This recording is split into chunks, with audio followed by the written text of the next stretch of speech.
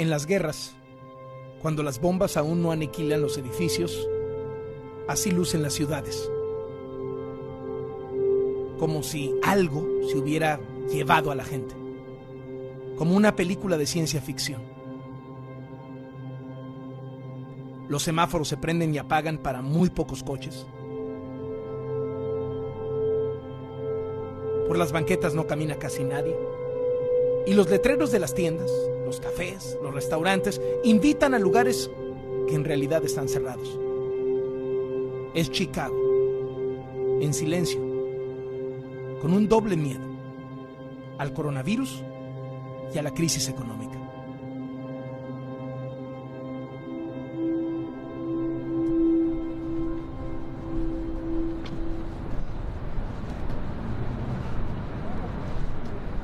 Buenas. Me topo con una cuadrilla de jardineros. ¿Cómo está? Mexicanos los cuatro.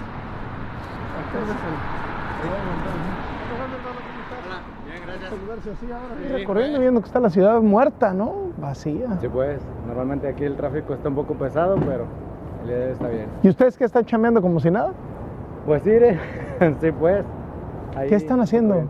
Estamos removiendo todo lo que pusimos para Navidad, todo el winter, y ahorita ya que están saliendo las flores para la primavera, los tulipanes. Parece que son los únicos que salieron a trabajar. Y eso lo vuelve todavía más extraño. No hay nadie haciendo nada, excepto estos 4 jardineros mexicanos preparándose para la primavera.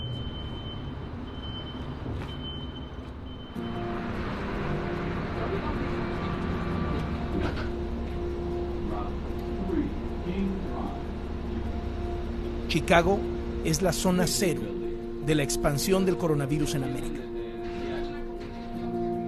Una mujer china regresó de su natal Wuhan, donde surgió todo, y contagió a su esposo, un estadounidense de 68 años de edad.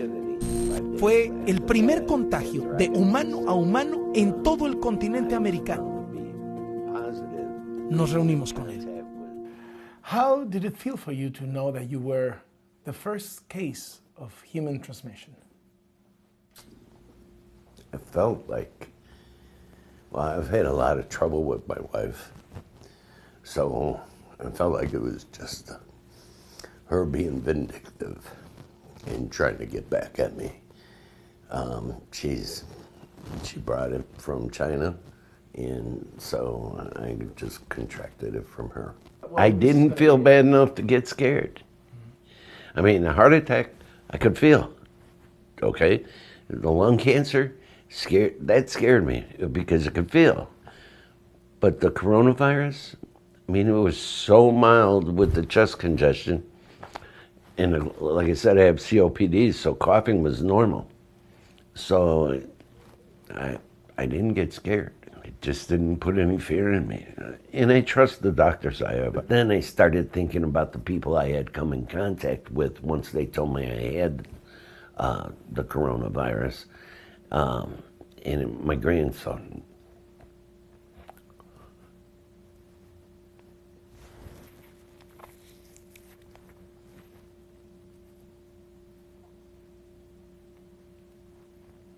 Excuse me.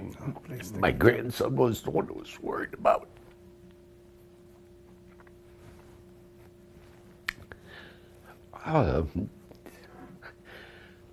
But he turned out to be okay. He ran 102 fever. So, and they put him in isolation for 4 or 5 days.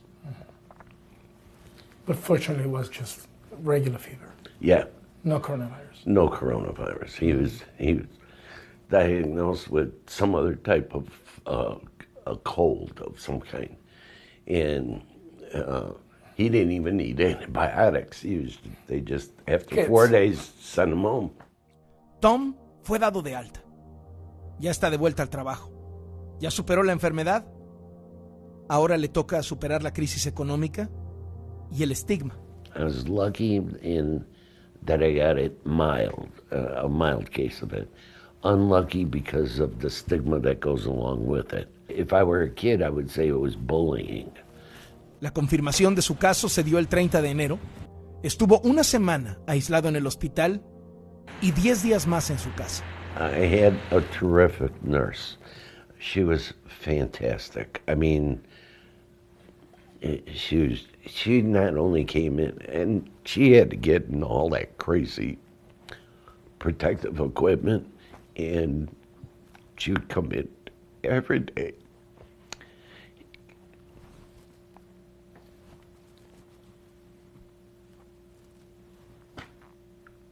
And she was real kind. And she would talk to me about other stuff. You know, the weather, life, just things in general. Not about my condition, not about my test results. I mean, she did go over that stuff like that. She gave me my meds, but she took 10 minutes to talk to me. It was a big plus. 不明原因的病毒性肺炎最新情况，目前已完成病原核酸检验，初步诊断有新型冠状病毒感染的肺炎病例41例，其中已出院2例，重症7例，死亡1例，其余患者病情稳定。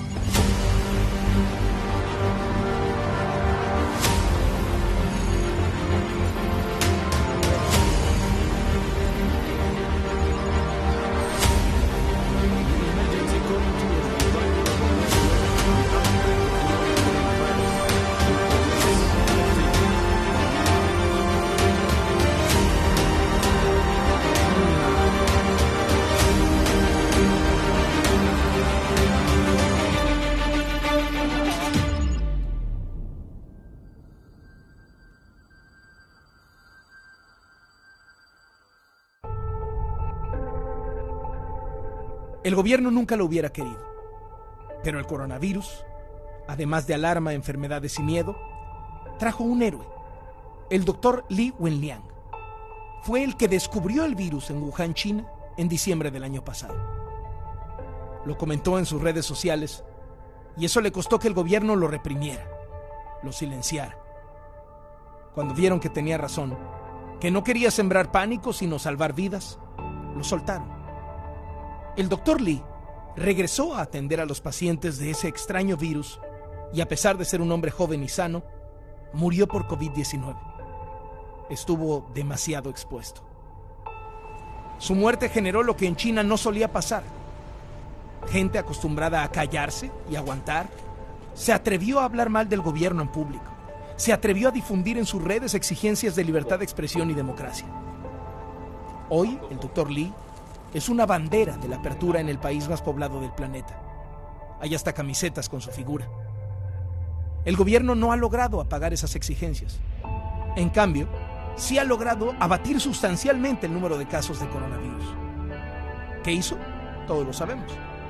Bajaron el switch de ciudades enteras, sin clases, sin trabajos, sin negocios que abrieran, con el mínimo transporte público.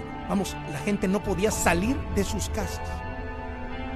El caso más emblemático fue Wuhan, la ciudad donde nació el virus. Una ciudad con 11 millones de habitantes. La primera que pusieron en cuarentena y la volvieron una metrópolis fantasma. Wuhan es más o menos del tamaño de Chicago.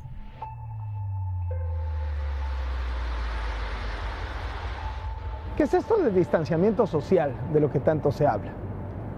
Pues no es otra cosa sino ir apagando poco a poco las ciudades. Y que esta, como por ejemplo Chicago, en el mero corazón, prácticamente no haya nadie caminando por las calles, prácticamente no haya vehículos transitando. ¿Por qué hacen esto las ciudades? Se sabe, porque lo han dicho los expertos, que entre el 40 y el 70% de la población adulta va a resultar infectada con el coronavirus. ¿Esto qué quiere decir? Que la pregunta no es si nos vamos a infectar, sino sobre todo cuándo. Y lo que buscan estas medidas de distanciamiento social, estos apagones de ciudades, es que no nos enfermemos todos al mismo tiempo y lleguemos todos a los hospitales y no haya suficientes camas y para las personas que tienen insuficiencia respiratoria no haya suficientes tubos y entonces los doctores tengan que verse en la brutal necesidad de decir: a uno de los dos no lo voy a atender y voy a dejar que se muera. porque el otro tiene mayor probabilidad de sobrevivir y sobre ese me voy, sino que nos vayamos infectando a lo largo de meses, de un año, de tal suerte que nunca colapsemos los sistemas de salud. Ese es el objetivo del distanciamiento social y por eso tantos y tantos países lo han abordado. Parece demasiado simple lavarse las manos y no salir, pero es a la vez demasiado complejo. En China funcionó. Tenían 20,000 contagios al día en enero. A mediados de marzo fueron 0. Y así en todo el mundo. Los italianos ya no pudieron sacar sus envidiables automóviles para circular por las autopistas. Los parisinos dejaron de pasar las tardes en los cafés.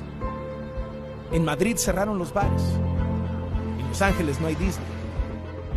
En San Francisco no hay nada. Y Nueva York, quizá la ciudad más vibrante de Occidente, es un símbolo de lo que hasta hoy es la única defensa contra el coronavirus: la soledad.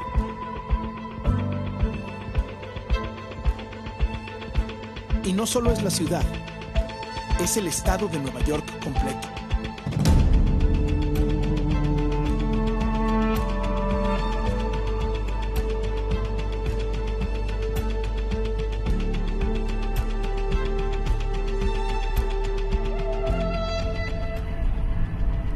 Pero generalmente está lleno de gente ahí sentados, comiendo helados o en los restaurantes de enfrente. Y obviamente no hay nadie, está vacío, está fantasma, no hay gente. A 85 kilómetros de la Gran Manzana está el condado de Orange, famoso por la Academia Militar y el Museo de West Point. Este restaurante que está aquí es uno de los restaurantes más activos que tiene el pueblo, donde vienen los cadetes con sus familias a comer y no hay nadie, está vacío, está cerrado. Gracias, gusto en verlos. Estén bien. Son para llevar. Un ejemplo, viernes, hacíamos unas 30 mesas. Y este viernes pasado hicimos como 3. O sea, ayer sábado fue una mesa todo el día. El restaurante María Bonita, propiedad de Tai de Tello, poblana radicada en Nueva York desde hace 45 años, ha disminuido 90% sus ventas. La gente no se va a morir tanto de la enfermedad como van a quedar en bancarrota y pobres. Para alguien que trabaja desde un restaurante, pues no hay home office. Tampoco para quien vive del transporte, como Alicia, que conduce un autobús escolar. Con la suspensión de clases se acabó el trabajo y se acabó el dinero. Yo vivo con mis hijos y pues en muchos años he sido siempre el soporte principal de la familia. Pues, financieramente hablando me siento como en una tablita de no sé para dónde voy a estar, si voy a estar bien en 2 semanas o no, o de dónde voy a tener los recursos económicos para pagar el mortgage de mi casa, para pagar la hipoteca. A 1000 kilómetros de Alicia, también al volante, exactamente lo mismo piensa Patrick Martínez. Pienso que este mes de marzo y abril creo que va a ser uno de los meses más pobres, malos, despacios y en toda mi vida que tengo este negocio. Nunca he tenido algo así, nunca. Creo que yo tengo un cuadernito y sí lo tengo, claro, todo cancelado. Y mira la semana anterior. Si no estoy ocupado, mi bolsillo tampoco está ocupado. Si fueran las 8 de la mañana con 11 minutos pues de un día entre semana en Chicago, esto estaría lleno de coches y lleno de gente caminando. Completamente. Miren, está vacío. Está vacío, no tenemos ni siquiera gente que ha venido a comprar o gente que está, porque hay una panadería buena. Y miren, está completamente vacío. Ahí enfrente tenemos el Ritz-Carlton y siempre hay limos o taxis.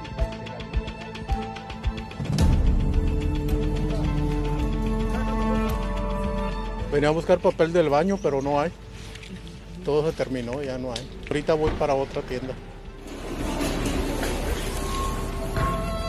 Alcanzamos papel de baño, pero la tienda está casi totalmente vacía.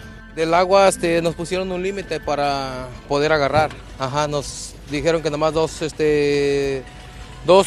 paquetes de agua por persona.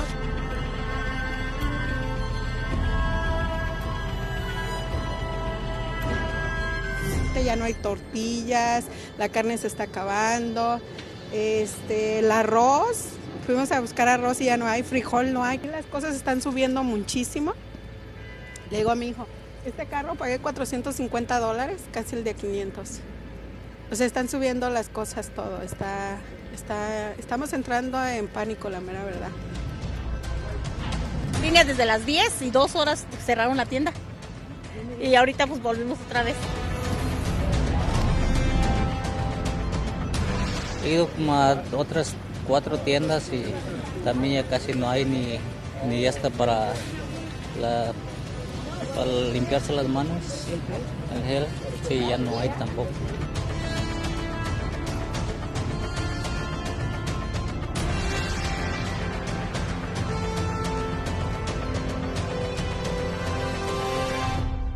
Michigan Avenue, lo que vamos a agarrar en este momento es como la calle de Chicago, ¿no? Sí, pues es una avenida principal, o sea, aquí sí, realmente, miren ese bus que pasa en este momento, vacío. Todo esto siempre, gente, aquí es una de las principales estaciones de bus, donde siempre la gente se baja para, dividirse por aquí. No hay gente, miren, no hay nadie, una persona. Michigan Avenue es la zona comercial más importante de Chicago.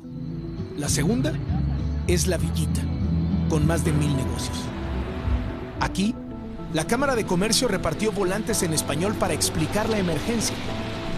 Mucha gente no habla inglés y no sabía bien a bien qué estaba pasando. Estamos muy alarmados porque nunca hemos vivido una situación como esta.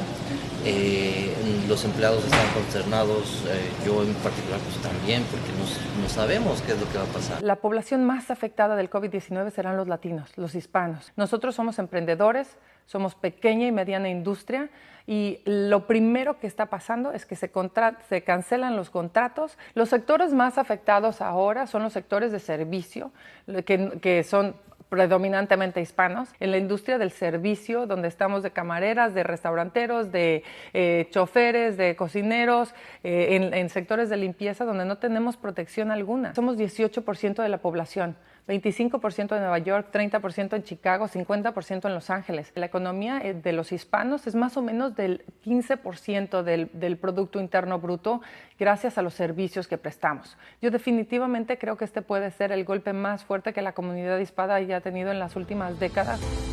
Los epidemiólogos sabían dos cosas desde hace años: que en cualquier momento surgiría una pandemia por un nuevo virus altamente contagioso y que ningún gobierno del mundo estaba realmente preparado para enfrentarlo.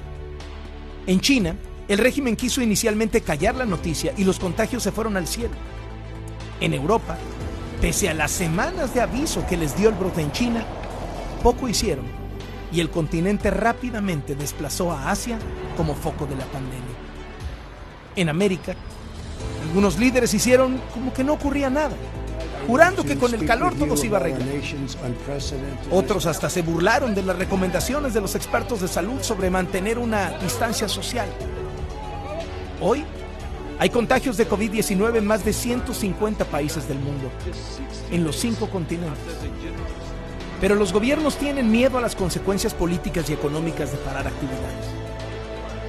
Y la gente tiene miedo a un enemigo desconocido, invisible, microscópico, contra el que no hay un medicamento específico ni una vacuna. En el fondo, es el miedo al sufrimiento y a la muerte. ¿Qué te dijeron en la oficina? Que básicamente en este momento están cerradas todas las tiendas. Todas las tiendas. ¿Todas las H&M? Sí, todas las tiendas en los Estados Unidos hasta el 2 de abril. María tiene 3 hijos. Al más grande ya lo regresaron de su trabajo. Sus 2 hijas, que están estudiando, ya tienen que hacerlo desde casa y están aburridas porque su mamá no las deja salir. Y no las deja salir porque si contraen el virus, ponen en riesgo al papá, que tiene una enfermedad crónica. Les decía yo a mis hijos, no salgan, porque si ustedes lo pueden contraer, él más fácil lo va a adquirir, y con su condición es un riesgo mucho más grande. Me decían, ma, pero estamos encerrados. Dice, el día está bien bonito. Ellos querían salir a la calle. Decían, mami, estamos aburridos. Y le digo, pues, vean un rato televisión, póngase a leer, póngase a hacer diferentes actividades. En un mercado de animales silvestres en Wuhan, se sospecha que el virus pasó por primera vez de un mamífero a un humano. Quizá varios meses antes de que fuera detectada su expansión por el Dr. Lee. Los científicos piensan que primero pasó de un murciélago a otra especie, como el pangolín, o un lobo, o un zorro. Aún falta un tramo largo de investigaciones para determinarlo con certeza. Pero al infectarse el primer humano y contagiar a un segundo, el virus comenzó su carrera vertiginosa. En unas semanas pasó de ese mercadito a todo el planeta. Así ocurrió con otras epidemias recientes, como el VIH, el SARS, la influenza H1N1. A esta se le llamó COVID-19. Aún falta mucho por saber de su comportamiento. Pero ya sabemos que afecta directamente a los pulmones y provoca un síndrome respiratorio. Del total de casos, cosa de 80% son leves y 10% comprometen seriamente la vida del paciente. La edad, el estado general de salud, los padecimientos crónicos de la persona que lo contagia pueden incidir en el síndrome para que se agrave. Pero no hay certezas absolutas, porque personas jóvenes y sanas también han muerto. Los casos graves requieren hospitalización, también asistencia médica para respirar. Los leves se controlan con reposo y aislamiento.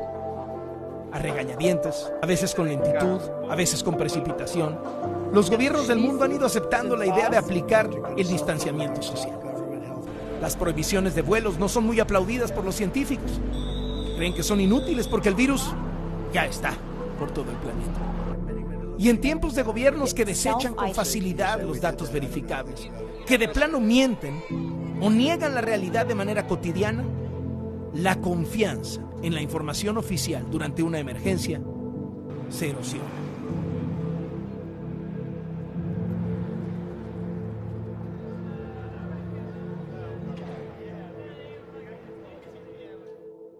En mi vida profesional, esta es la quinta pandemia con la que he tenido algo que ver.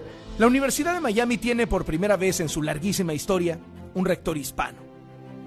Recuerdo, antes de que brotara en México la influenza H1N1, que Julio Frenk dirigía la Facultad de Medicina de Harvard y me dijo, viene una gran epidemia de gripe y el mundo no está preparado. Sucedió un año después. Hoy, su preocupación es doble. Uno, no nomás ha pasado aquí, ha pasado en casi todos los países, empezando por China. Tienden a minimizarlo, porque tratan de ver si se puede evitar dar malas noticias o tomar medidas. Esta tendencia a decir, vamos a esperar, a lo mejor no es tan grave, a lo mejor esto se arregla.